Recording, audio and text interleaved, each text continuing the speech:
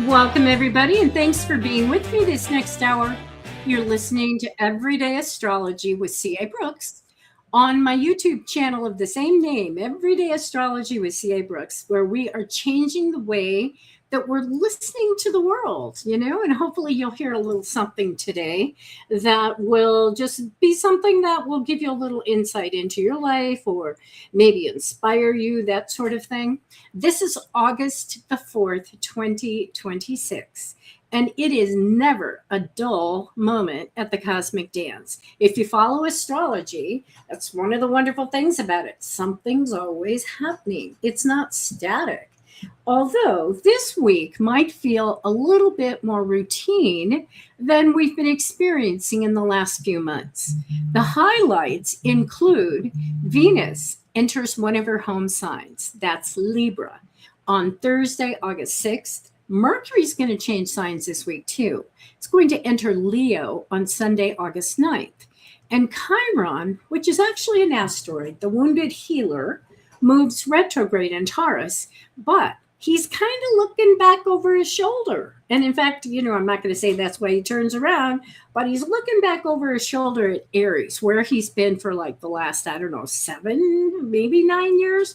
I don't remember exactly. I apologize for that. But he's been there for a long time. So he's kind of looking back and going, there's something maybe I forgot, or there's some little thing I want to wrap up. So that retrograde is going to take Chiron back into Aries. And depending on how much time we have in the show, as I was just thinking about this week, I thought, you know what? I know that it's an asteroid. It probably doesn't deserve, astrologically speaking, as much energy as the planets. However, Chiron is the one asteroid that I do use when reading charts because I find it is incredible in terms of, this is how I put it, it could save you years of therapy by understanding Chiron in your chart.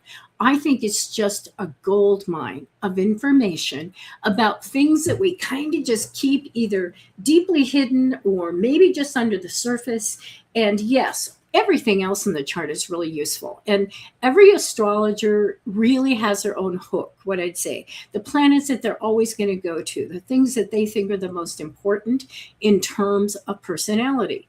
And I sincerely believe that. But just in the same way, I've had a number of readings, and it's amazing to me how they're always very different.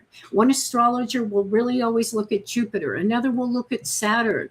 And I'm not saying that I always look at Chiron, but I'm not going to leave it out. Let's put it that way, especially if somebody is saying, you know what, I'm just sabotaging myself, or I just can't seem to get through something. I'm definitely going to look at the South Node, which I think is kind of our baggage. And I'm going to look at Chiron, which is where we believe that we are wounded, whether that's emotionally or psychologically.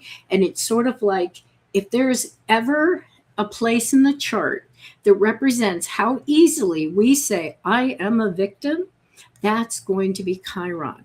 And I think the more we can develop a relationship with Chiron and just, I've told people, and I really mean this, sometimes when I am so feeling it in my chart, I just literally even sometimes say out loud, get off my back, Chiron. I hear you. Enough already. Stop it. Because it's that little voice that just is incessant with whatever its message is. But it's called the Wounded Healer because it's not only where we feel that we're wounded, but it's how we heal ourselves emotionally and psychologically. And in fact, I probably should just spend a whole show on that. We're going to see how far we get today, but I want to at least touch base with it. But at some point, I have done a whole class on Chiron, and I really like it because I just think it's so important in terms of understanding ourselves. Now, some people are going to say, you know what, dealt with that years ago, not my problem. But for many people, I'll tell you, that's the little voice, that's the little guy or something that sits on their shoulder. And when they're feeling depressed or when they're feeling not adequate, when they're feeling cut off and separated, it's Chiron's voice that they're hearing. But remember, what Chiron is really doing is saying, this is a perceived wound. Get over it. Let's move on. This is how we deal with it. So it's a path of healing.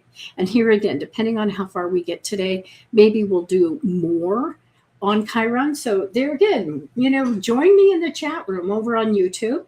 And if you have a comment about Chiron or you want to hear more, please let me know that. Okay. And welcome to everybody who's already there. I see Leslie and I see James and other people are coming into the room. So thank you for joining me today. And there again, put your comments over there if you'd like to about Chiron or about anything else that you'd like to hear more about.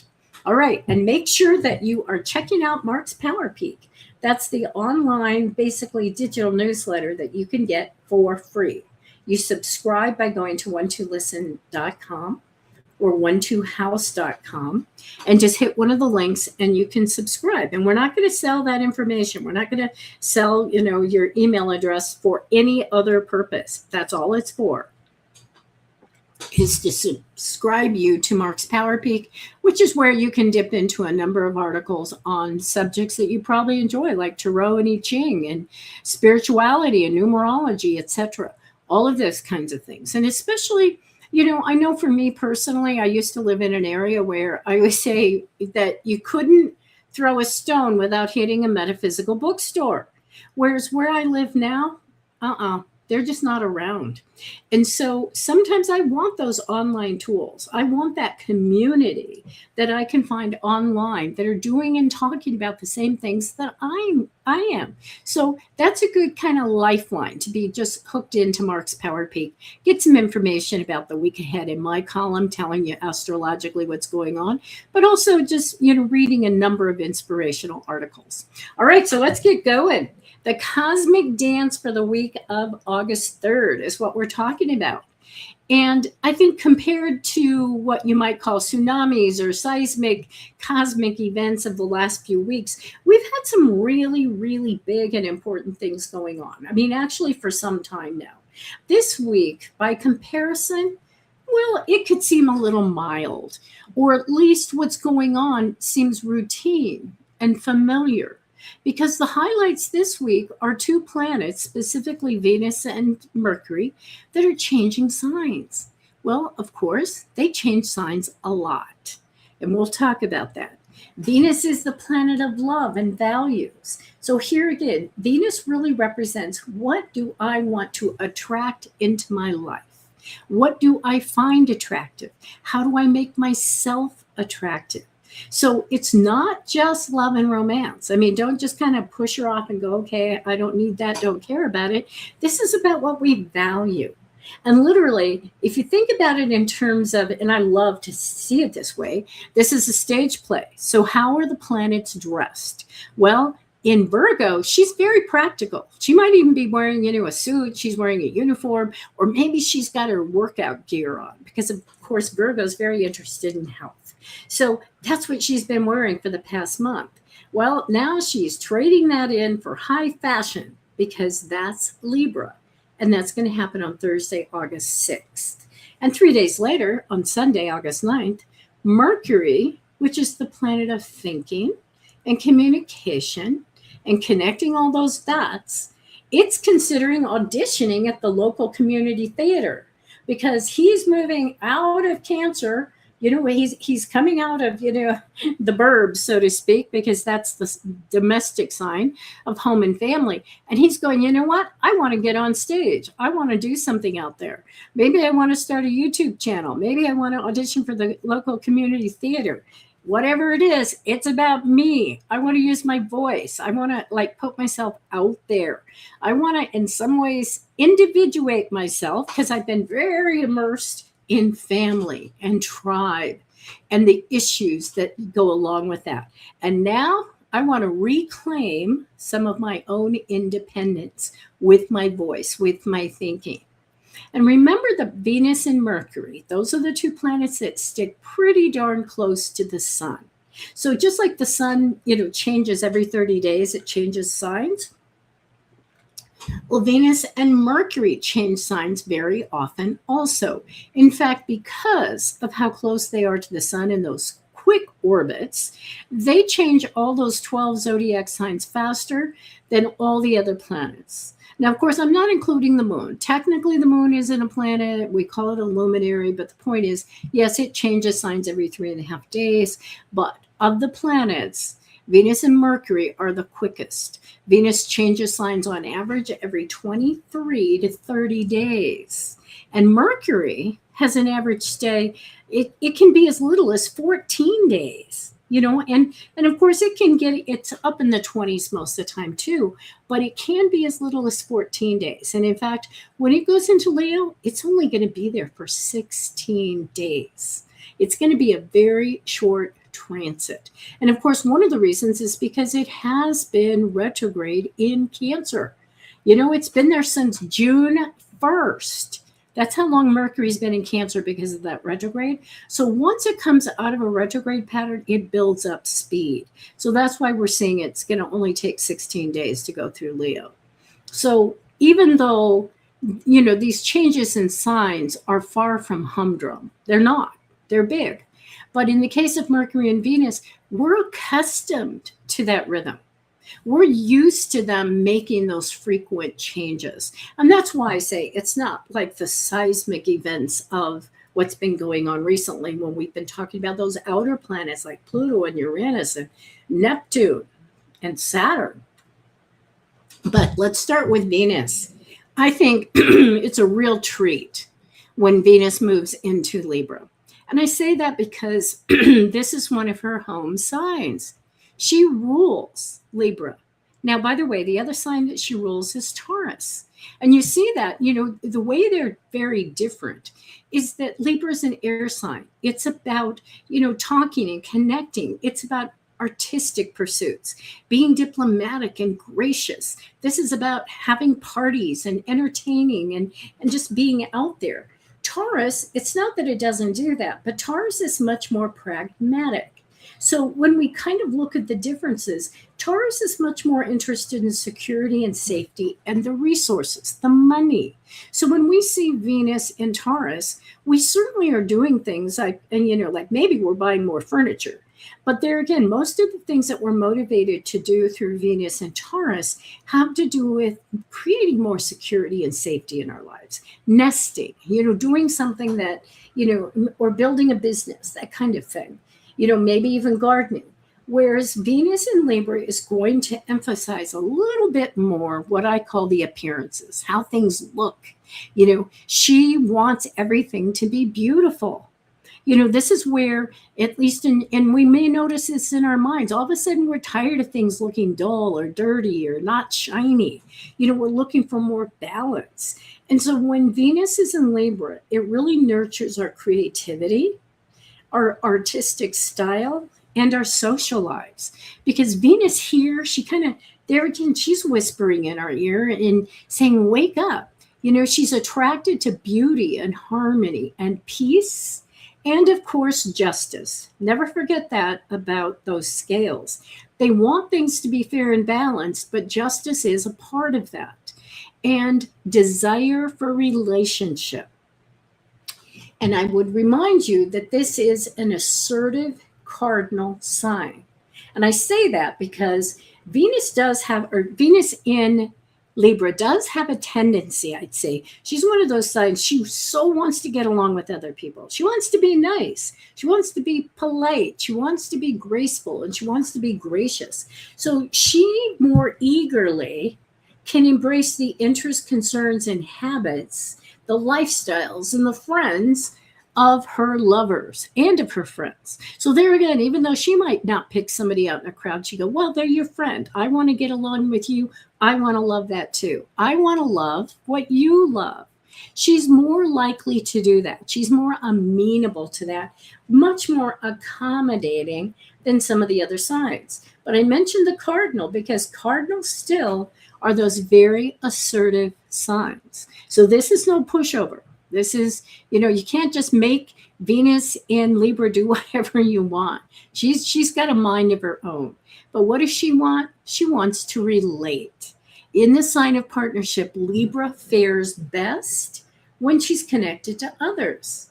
And I will admit, now this is personal opinion, but I just think some of the signs, they're just so much better. They're more themselves when they're in partnership with other people. Now, that doesn't mean that they have to be married or they have to have a significant other, but they just, that's what they want and they crave. And in fact, I kind of go back to, and I'm sure this isn't an isolated incident. I had a number of Libra friends when I was in high school. I tend to attract Libra friends. And one of them got divorced. She had been having some problems in her marriage for a long time, but she just couldn't deal with being divorced. So she remarried her husband. Now, I believe, I don't have all the details, and now it's been a long time. I think they eventually divorced again, and she got together with somebody else. But to me, that's a very Libra thing. It's like, to really be me, to be very, very comfortable in who I am, I need to have a partner. Libra is just one of those signs that they do best if they have a partner, or they're in, here again, partnership or in relationship with other people. It just feels more natural. And of course, if you look at the mythology, that, why is that true? Well, remember, it's the mythology of Paris, who, whatever trouble he got into with Zeus basically said, you're going to have to choose one of these goddesses. You're going to have to tell me which one's best, or which one do you want? And Paris doesn't want to make the choice. Now, that's typical of Libra also. They don't want to make choices. Can't I have it all? Can't I have the double scoop? But Zeus forces Paris to make a choice. And the goddesses that he's choosing between, one offers wealth and power. Another one says, I'll give you victory in battle. I will make you the very best. You're gonna win everything. And the third offered true love and was the most beautiful woman in the world. Well, of course, Paris chose true love. And that is Libra. That's what they value. That's what they want. Now, here again, we're not talking about the sun. Well, we are talking about the sun in Libra in terms of these are qualities. Any planet is going to take on these kinds of motivations when they're in the sign of Libra. But today we're really focusing on Venus herself, the ruler of Libra, and now she's in Libra, or will be, as of Thursday. And let's move on to Mercury, because Leo too, I think, is one of those signs. It doesn't have to be in partnership, but it shines when it is. Leo loves to be in love. And Leo people, or people with a lot of Leo in their chart, they want the admiration of lots of people sometimes, but they want to be special. They want at least one person in their life to be their partner. They want to be, the it couple, so to speak. Now, in this case, we're talking about Mercury, though. Mercury is the way that we think and the way that we communicate. And what we're going to see with this is that Mercury's joining the Sun and Jupiter that's already in Leo. So we're going to have a nice little combination of energy there, right? And one of the things, we've got those eclipses coming up. And that's one of the things I want to really emphasize, especially maybe with the Venus transit through Libra, is that we've got a backdrop of eclipses. But Mercury moving into Leo is a very nice place with Venus in Libra, because we want to shine. We want, like I said, it's almost like if we've been really hibernating or if we've been really absorbed with lots of family or home issues, which is typical with that, with Mercury being retrograde in Cancer, that's really usual. I mean, that is typical. That's probably what has been happening. We've been defining some of those family relationships. Well, now we're going to be talking about ourselves. We want, what do I want? And that's going to be a nice little counterpart with Venus and Libra. So this is a time when you think about Venus and Libra, it's romantic. She's a good friend. And she's a great facilitator and really, is diplomatic and sensitive and has tact. And by the way, let's just jump to those eclipses quickly. What I'm trying to say is during this transit, by the way, Venus stays in Libra until September 10th. And I think what that's going to do is focus a lot of our energy around relationships and resources, but specifically relationships, because like I said, that's what Libra wants. And while I think it's going to be a very auspicious time to just generally think about what do we value in our lives, it's going to be an even better time to look beyond those appearances and become more aware of who and what we truly resonate with. And one of the reasons I believe that is that new moon in Leo on August 12th is also a total solar eclipse. And the following full moon on August 27th in Pisces is a lunar eclipse. And eclipses tend to be super powered moons, right?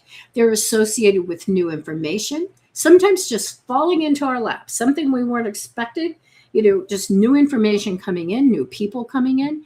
It can be profound revelations, awakenings, and insights. So if you couple that with Venus in Libra and or with Mercury in Leo, I think what you're finding is that it's like I'd love to jump to the idea, oh my gosh, Venus in Libra, everybody's going to fall in love, everything's going to be rosy, everything's going to be beautiful. I don't think that's what's going to be true, and I'll tell you why in a second. But kind of coming back, that Venus in Libra, when you think about what that looks like, she's compellingly attractive, like Grace Kelly and Vivian Lee or Christopher Reeve. This is a placement that is a lot about appearances, but it can be an entree into really understanding what's the beauty inside. Why do we want to be more than what we look like on the outside? And by the way, Grace Kelly had like 4 Scorpio planets, I believe, including her son. So, she did have that Venus in Libra, but there was a whole lot more under the surface with her, which is true of most people. So sure, when we have Venus in Libra, we're going to do all those fun things. Like maybe we're going to all of a sudden want to go to a local museum, or if there's some kind of an exhibit going on, we want culture. It's like we want to be part of something that is beautiful or cultured or important or historic. So yeah, we may be going to listen to music or going to some dance performances. Maybe we're going dancing. Maybe we're partying more than usual. Maybe we're entertaining. But the other thing we're going to be entertaining is romantic fantasies about love and about lifestyles. We want things to be beautiful. Remember that. But underneath it all, we're questioning whether those appearances are really reflecting who we are and what we want. Never forget, this is the sign of the scales and of balance. So it's not just about, I just need any relationship. Like when I was talking about my friend remarrying her husband, they broke up for some very good reasons. And those reasons had not changed. But being alone was just not acceptable in that situation to her. But those scales of balance, they're always going to come back. And so there's always going to be that little if you haven't figured that out. So while we've got Venus in Libra, I think we can expect some real heart-to-heart conversations, but we're going to desire some change in our current arrangements if they're unsatisfactory. So if we're single and we really, really want to be with somebody, that's going to become more in our face. It's going to become more acute. If we're with somebody and it's not working out, we're going to want to change it. We're going to be a little more vocal, especially with Mercury and Leo, to saying, you know what, I need something to shift. And in fact, that's the word I'd use. I think there are going to be some shifts during this time in relationships. And I can almost assure you, there's no guarantees, but this is about making a shift that's going to be positive in your life, rather than having that little splinter under the skin that's just annoying you. Really making it known what you want, what you expect, and trying to come into more balance with our relationships. And remember too, when I'm talking about relationships, I'm mostly talking about with other people, but these are relationships with other things in our lives too, like our resources and our money, with our budgets, with how we're living our lives, with our values, right? So I'm not indicating that people are going to break up, but I am indicating this is so much more than just the superficial, oh, isn't this beautiful? Isn't this wonderful? Isn't this nice? This is going to be a time when we're really using our rational minds and we're going, you know what? Is it time to change? Is it time to move on? Is it time to go deeper with this person?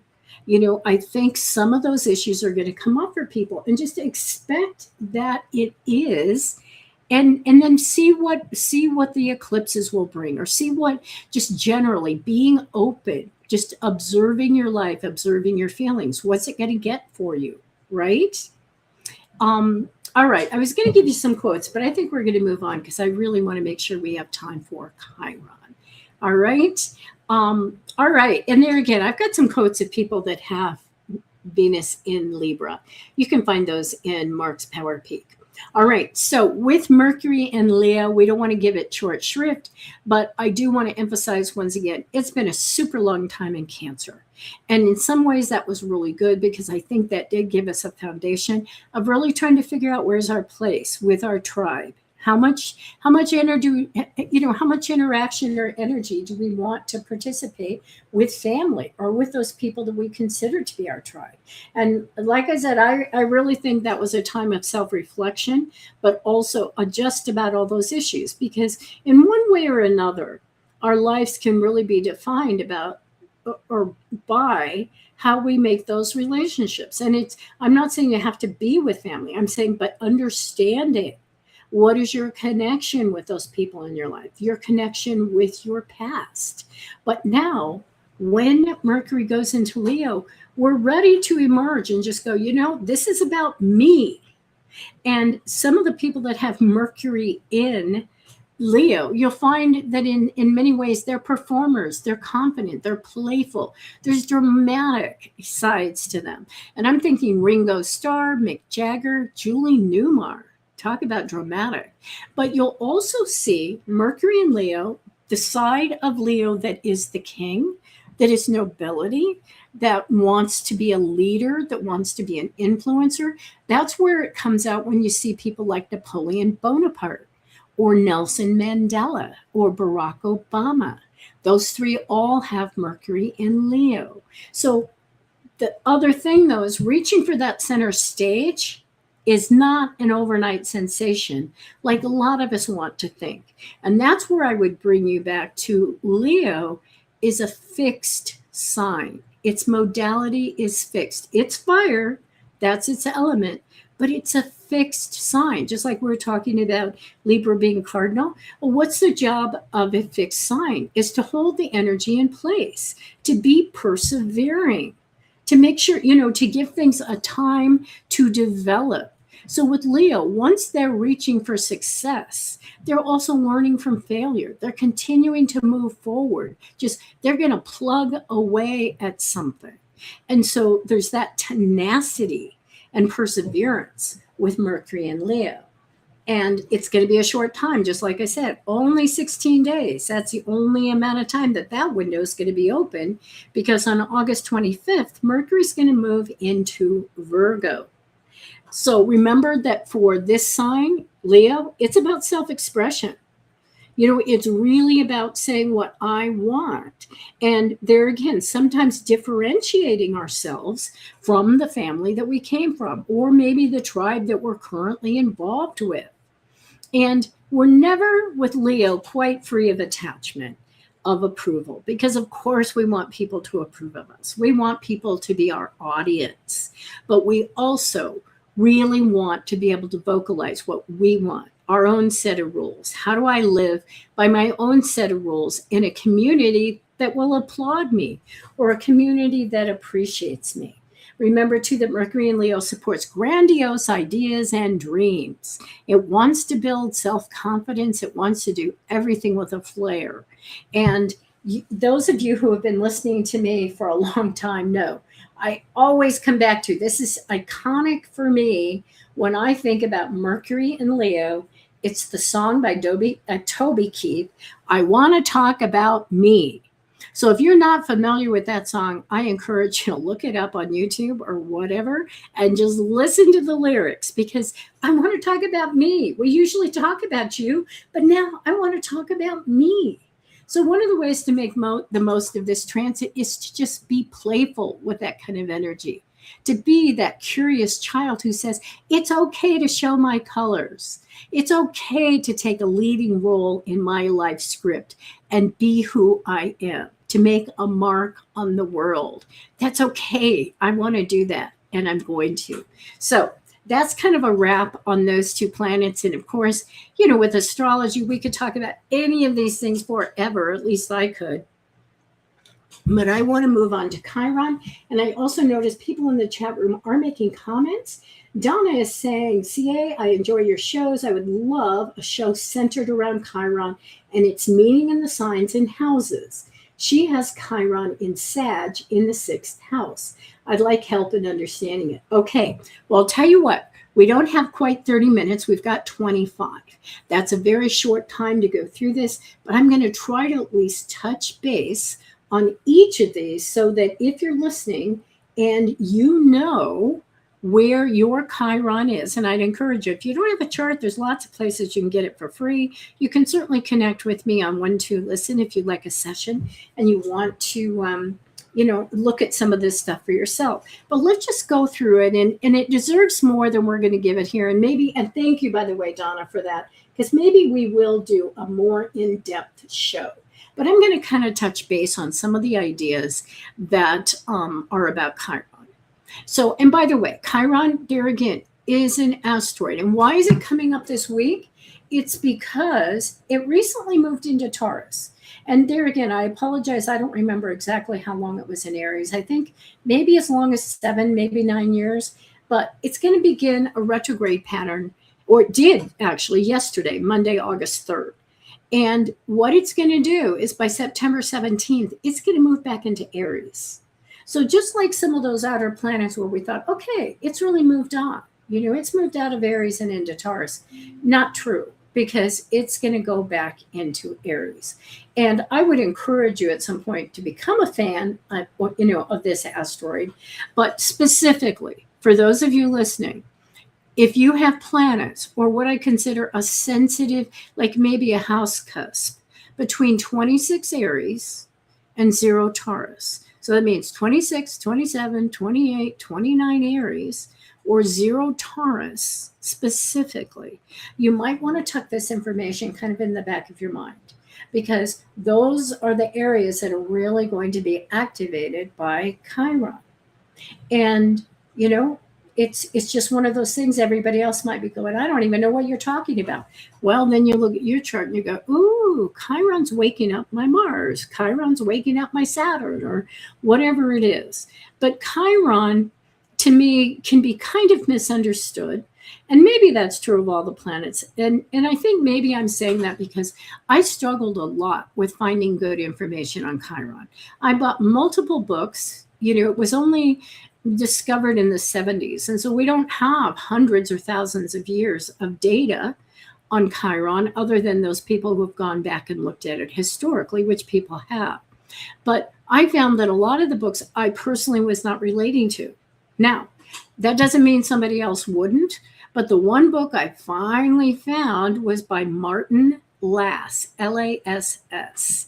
And this was, in fact, I think I've got something there. The name of the book is Healing Chiron, Healing Body and Soul by Martin Lass. But I also will admit, I think this is a very hard book to find.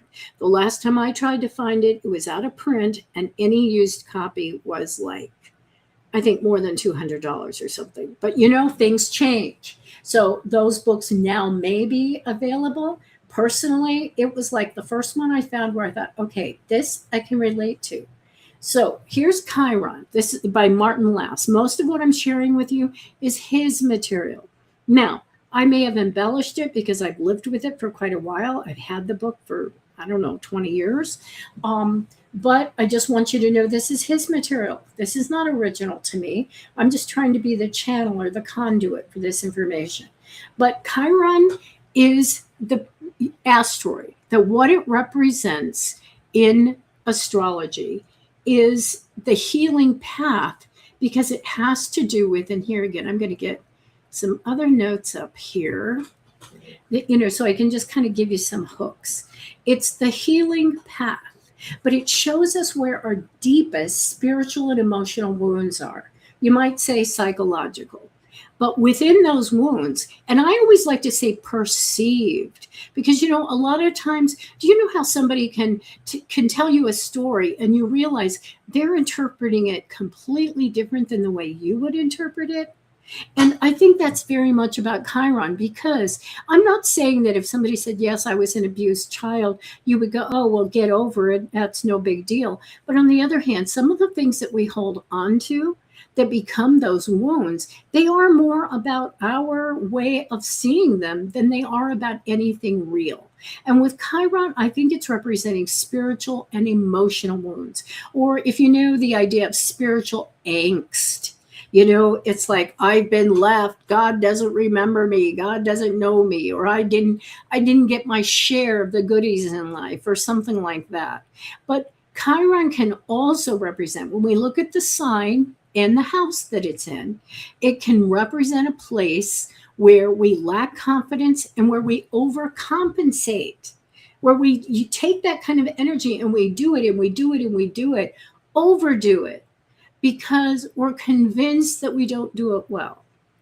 And I can tell you from personal experience, this is such a driver in my life. When I find myself, and by the way, mine is in Capricorn, it's also in the second house. So when I find myself going, it's got to be perfect, it's got to be better, it's got to be more, that's where I'm looking at Chiron and going, stop. Chiron, please just stop. I'm hearing you. I'm listening to you. But what I recognize is, if Chiron had its way, and I'm not trying to make it out to be bad, because like I said, I actually love Chiron, but it's I know I'm never going to do it to the perfection that I think it needs to be done. I'm setting a bar that I'm never, ever going to hit, because once again, it goes back to that Capricorn being not the lost child, but the abandoned child, really, right? So if I could just prove it, if I could just be that mountain goat, if I can climb that mountain, if I can do it better than anybody else, well, what happens is that kind of a wound is also a gift. Because what Martin Lass says, and I'll tell you, this was such relief, when he says, there's nothing to fix, there's nothing to change, or to heal, or to get rid of. Our life is already perfect. And so as we look at, some of these ideas, and like I said, I'm going to try to go through each one pretty quickly, and then maybe we'll go more in depth, like with personalities and that kind of thing, in another show. So Donna, thank you for giving me that, that idea, or saying that, yes, you guys would like to see that. So here again, what Martin Lass does is he said, okay, here's the wound. This is what you think is going on. What you're searching for is the next thing. And then he says, and if you're willing to be on that journey, if you're willing to be on that search, here's the gift. Now, I want to make sure we do Aries and Taurus, because that's the two signs we're talking about here. Right now, Chiron's in Taurus, but it's going back to Aries. So there's something that for all of us, there again, even if you weren't born with Chiron in Aries or Taurus, it's something to pay attention to, because it's a worldly phenomena. Now, one other thing, and I've mentioned this before. I've mentioned a lot of this stuff before, but I love repetition, because I think it's the way I learn. I hope it's the way you learn. Chiron spends more time in Aries than in any other sign. Chiron does not have a typical orbit where it divides its time between all of the signs. It just doesn't. Don't know why, but it's an asteroid out there, and it's between, I think, Uranus and Neptune, and it just kind of does its own thing. So it spends less time in Libra than anywhere else, but it spends the most time in Aries. So let's just do a few minutes on each one. So with Aries, what is the wound? And here again, the more astrology you know, you're going to anticipate what all these things mean, right? You're going to know. What is Aries? Aries is a profound lack or loss of self-worth. I'm not worth anything. I have to go off on an adventure. I have to seek something. So Aries is basically kind of undermining itself by saying, I'm undeserving of life. It's about self-denial. So here again, somebody who's really in kind of a traumatic place with Chiron and Aries, or in the first house, Okay. Remember, it's honorary in the first house. So pay attention to not only the sign, but the house. Well, it wants to deny itself. So what is it going to do? Maybe it's denial of food. Maybe it's denial of the good things in life. But yes, I'm just undeserving. So what is Aries looking for? Self-identity. That's its search. That's its path. Maybe you say it looking for the Holy Grail, but that's what you're looking for. Then the gift is when you go on that search, when you're willingly on that journey, you're discovering and embracing your special and unique divine design. This is exactly who I'm supposed to be. And it's the ability to remain firmly and gently in your own space, despite the opinions of others. Now, moving on to Taurus, or the second house. If it's in the second house, this is deep insecurity, of course, because that's what Taurus is about. So there's a core fear of being unsafe, losing your security, abundance, and or love, a loss of trust, or a deficit of values, because Taurus is ruled by Venus, remember? But there again, think about it. As we're going to have this long period of time with Chiron in Taurus, think about, that's what's going to be some of the themes. And there again, you don't have to go diving to the bottom of it, but understand that in a world, we're going to have a lot of insecurity, or there's going to be a lot of beliefs about being unsafe. But it's also, where are the values? What do we cling to? What are we really working on our principles? So if you have Chiron in Taurus for the second house, it's about security and safety, looking at that and looking at what really makes you feel safe. But it's also about really pursuing values. I mean, do we ever really just spend a lot of time thinking about what are the principles that guide my life? Because if we would do more of that, we probably wouldn't feel so insecure or unsafe or any number of other things. Maybe we'd have more trust because we have trust in ourselves. So with Taurus, the gift is understanding the connection between the material and spiritual worlds, learning how to manage and increase material abundance in the physical world, learning the rules so you can win the Monopoly game, a return to trust that love will always be there and never be missing.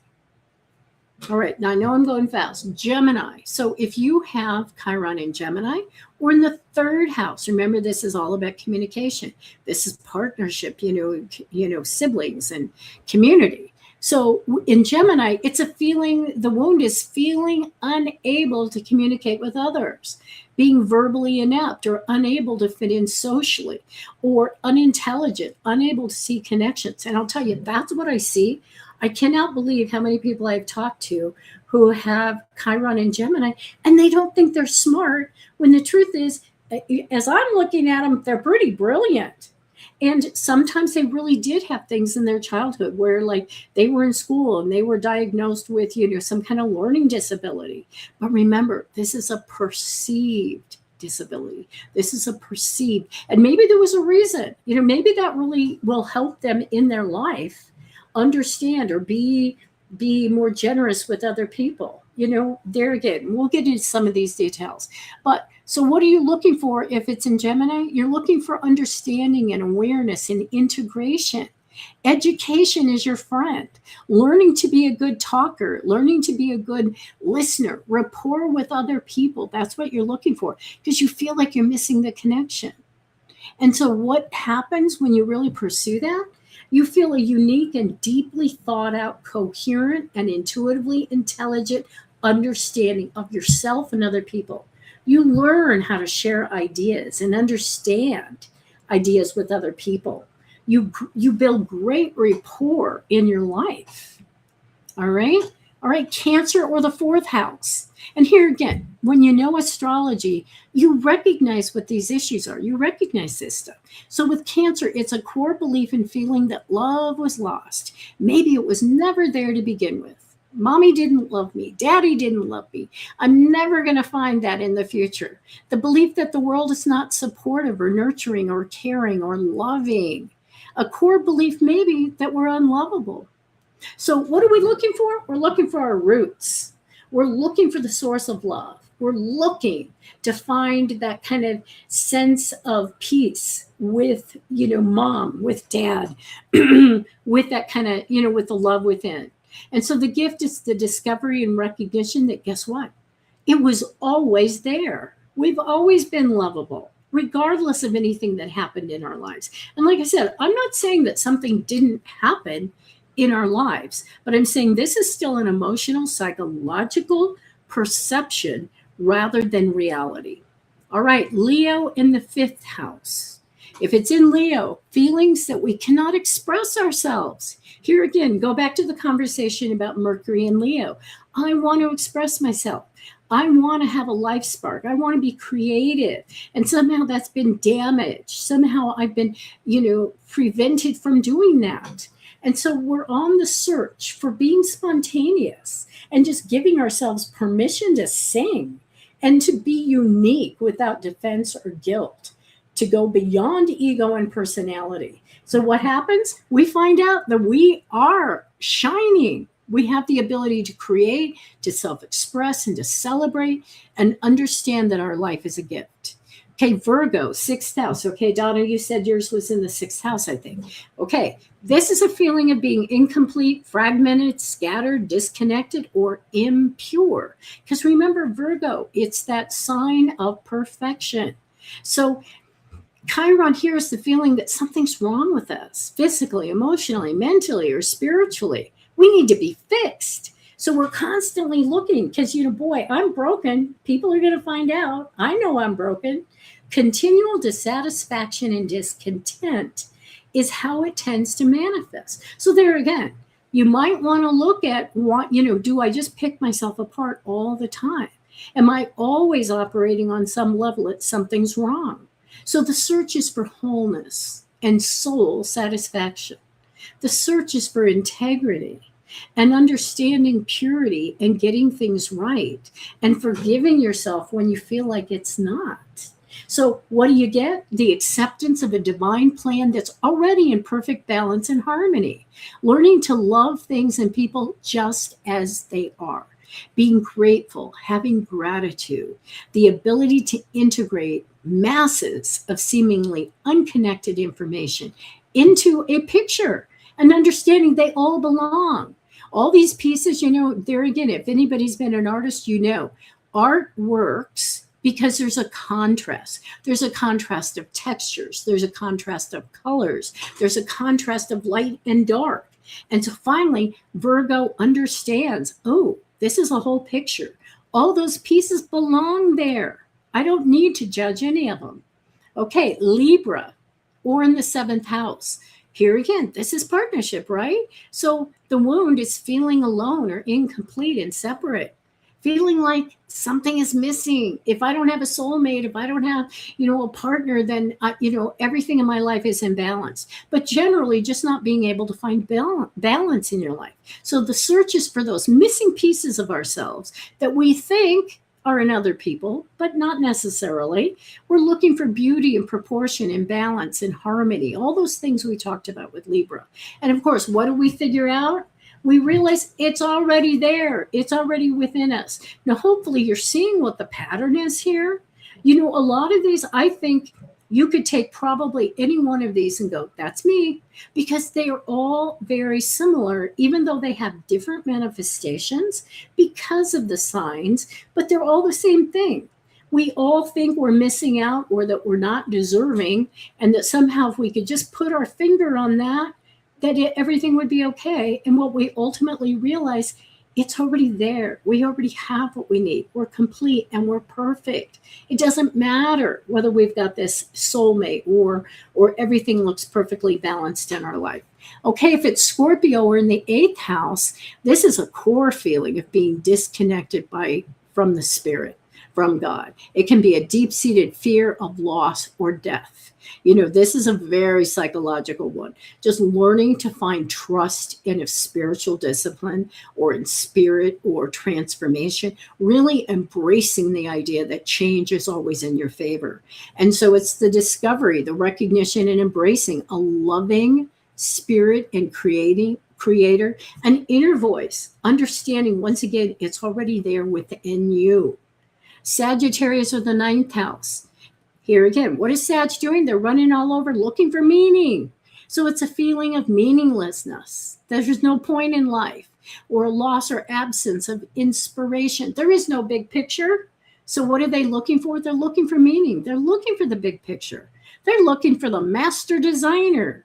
They want to find their higher self. So finding and embracing an innate wisdom and understanding. That's what they're searching for. So there again, it's wonderful to go all over and look for it. And you can go to the gurus, and you can go to everything else. But eventually what you're going to figure out is it's within you. But there are external things that will help you recognize it or help you bring it out. Capricorn, the 10th house. Feeling unrecognized, unappreciated, unnoticed. I never do it good enough. I've got to climb that mountain, right? Life is chaotic. There is no order to life. Unable to find our place, our vocation, or our function. So what we're looking for is finding ways to order and control our lives, finding a work or vocation that really speaks to us. And of course, that's exactly what we find. We find that we already have those gifts. We already have that naturally within us. And that when we see that chaos, it's really self-inflicted. We already have that wisdom if we're willing to just pursue it. Okay, Aquarius or the 11th house. Feeling like an alien or an outsider, isolated, cut off, abandoned. And I can tell you from personal experience, it's almost a joke about the number of people, either with a lot of Aquarian planets or specifically Chiron in Aquarius, who have literally told me, I was born on the wrong planet, I was born at the wrong time, I was born to the wrong parents, I was born in the wrong time period. And the minute somebody says that to me, I'm going, where's Aquarius in their chart? And a lot of times it is Chiron, because I'm disconnected. I'm different than everybody else, and I can't find my people. That's the other thing they say. I can't find my people. So, and like I said, it's almost a joke because it's so iconic. So, of course, what do they find? By searching for those things, they realize that there is a big picture. And they just need to kind of unmask themselves so that they can see it and also understand where they fit in the big picture and what that looks like. Pisces or the 12th house. Now, to me, this is the ultimate of feeling like God left you. Loss of faith or trust in a divine system, betrayal, victimization, there is no oneness. There is no God. And so it's ultimately the search for that big picture, for the divine, for God itself. Because as you process this with Pisces, it's a return to trust and faith, spirit, God, universe, whatever you want to call it. All right. And seeing that nothing but love is surrounding us. That's all there really is. Okay. Now I know that was quick, and I have a flashback that I know I've done that before, but I am going to build a bigger talk on that and give you some examples of people, some better examples, some more, inclusive examples. So thank you. And there again, if you can always let me know what you'd like us to talk about on this show. But I want you to just really embrace Chiron, because it can be one of your best friends. And right now it's in Taurus, so it's all about the insecurity, but it's going to move back in September. It's going to be in Aries. So once again, we could start just lovingly address all those issues that we may have about being basically undeserving, right? And challenge them. I mean, if your best friend said that to you, I'm so undeserving, would you go, yeah, you pretty much are? You wouldn't do that, right? So that's what we need to do with Chiron, can be our best friend and challenge us. All right, so heads up for next week. We do have that first eclipse coming around. That's going to be at 20 Leo on August 12th. Mars makes a change the next week too. It's going to move into Cancer. So we'll talk about that a little bit too. So everybody, thank you for letting me do one of the things I like best, which is talk about astrology. So thanks for joining me today. And thank you very much for your comments over on YouTube. And I will make sure that I read all of those before I kind of sign out today. Thanks to our producer, Serena. I hope that you'll stay tuned, because up next Also on YouTube is Empowerment with Kelly Whetstone, one of my really what I call brilliant colleagues who always has something very interesting to say. Because talk about education. This woman never, never, never stops reading the masters and channeling that information to you. So go find her live streaming on her YouTube, Empowerment with Kelly Whetstone. Okay, quote of the week. This is by Oscar Wilde, who has a Sun and Venus in Libra, and says, never love anyone who treats you like you're ordinary. I love that. Okay, so this is CA signing out. You can find me for personal sessions on one2listen.com. Please feel free to request a scheduled call at a time that's good for you, or just find me when I'm online. You have been listening to Everyday Astrology, live streaming here on YouTube, where we are changing the way we listen to the world.